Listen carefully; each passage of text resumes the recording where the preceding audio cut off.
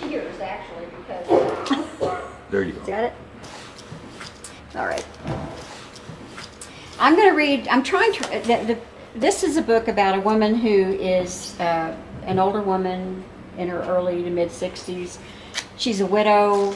She's been living alone for 2 years since her husband died. Pretty much content with her life. It is what it is. She just doesn't make a lot about it. She's just one of those people who is pretty self-contained, not self-absorbed. Anyway, so she gets a call from her niece, whom she hasn't seen in 15 years or so, and the niece wants to come and visit her and bring her 3 kids with her. And this is the story of how this family comes together after being estranged for some time. So I've picked selections, I hope, that talks about each of the primary characters in the book. And Lily is one of them, and then her niece Annie, and then Caleb, the oldest of the children.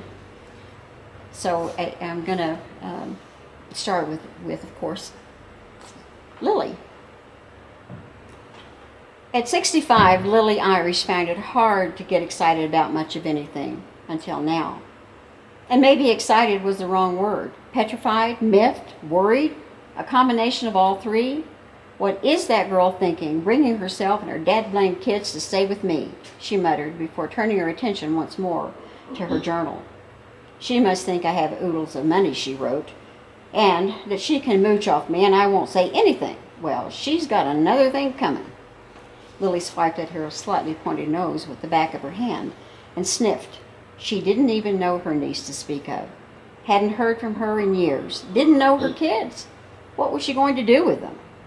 Lily wasn't looking forward to taking in young ones, figuring the children would be snotty like so many nowadays.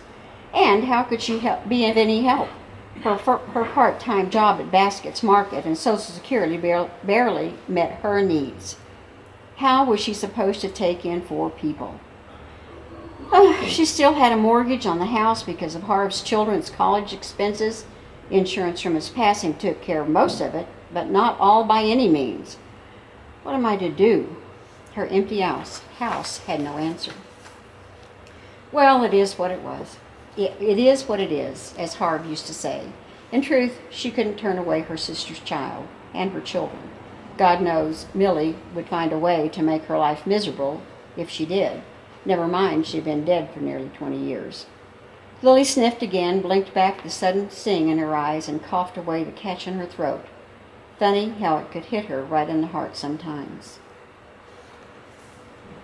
Okay. So Lily was expecting these people to arrive at 5:30 in the afternoon, so she busily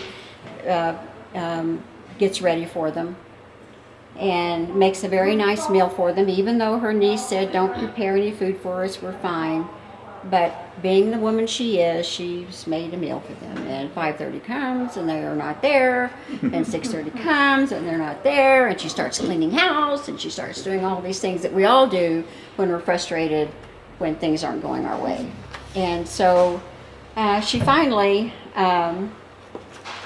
goes to bed. And, oh, wait a minute, I'm sorry, yeah. So she finally goes to bed. By 9:30, Lily's worry had turned into anger. The gall of that girl. At least she should have called. Thoughtless, that's the word for it, thoughtless, she said to her bedspread as she folded it back. She dressed for bed, and after looking out the window one more time to see if a car had arrived, she returned to her room and got under the covers. Her mind was in a muddle and her heart ached. Hard as it was to admit, she realized she had been looking forward to having people around. Oh, not for a long time or anything, but she did get lonely. Lily wrote in her journal to ease her mind and then tried to read. Early September winds whipped through the trees in the yard, hurling cascades of leaves against the windows. She had never much liked wind. It always blew in messes that had to be cleaned up. It was past 10 o'clock and she was sound asleep when the doorbell rang, followed by a persistent knocking. She jerked awake and the book she had been reading fell to the floor. She blinked owlishly, trying to clear the fuzziness from her brain. A muffled, "Mrs. Irish? Mrs. Irish? Aunt Lily?" wafted through the house. Realizing her guest had finally arrived, Lily nearly broke her toe in her haste to get to the door. I'm coming, I'm coming." She slipped into her robe, flipped on the hall light, and hobbled to the door. When she opened it, a blast of wind whistled through the screen and chilled her to the bone. Standing on the doorstep, illuminated by the automatic sensor lights, were 4 shivering individuals and a dog the size of Texas. "Mrs. Irish? Aunt Lily?" Annie's hesitant uncertainty cut Lily's anger to the quick. She unlocked the screen door and opened it. "Get in here before the wind blows the house up and carries it away. Come on now. Come in, come in. In you go." They scrambled inside, but when the dog tried to enter, Lily pointed a stern finger. "Not the mutt." "Crank, stay," Annie said softly. The dog looked back at the howling wind and then plaintively at its mistress. "Mom, he's scared," a voice said from under a hooded sweatshirt. "What did I say on the way here, little Miss Marie? You have to mind Aunt Lily and do as she says.